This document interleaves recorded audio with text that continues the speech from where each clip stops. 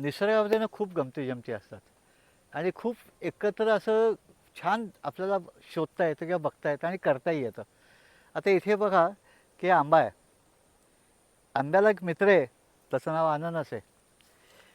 आंबा आणि अननस दोघं एकाच वेळेस येणार आहेत. त्याच्या सावलीचा वापर अननसाला फायदा करणार आहे. अननस जास्त छान येणार आहे.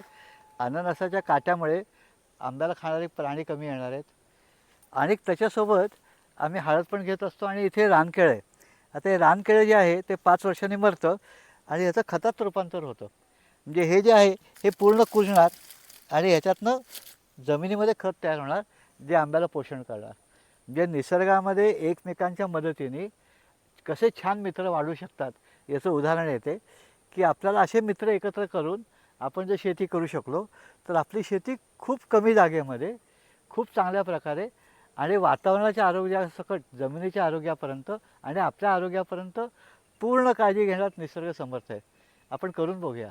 आम्ही इथे करतो आहे आणि त्याचे आम्ही अनुभव घेतो आहे आणि त्यातनं आम्हाला खूप आनंद मिळतो आहे. पैसे पण मिळत आहेत, भूक पण भागते आणि आनंद पण मिळतो आहे. हे सगळं करणं सहज शक्य आहे. आपण प्रयत्न करूया.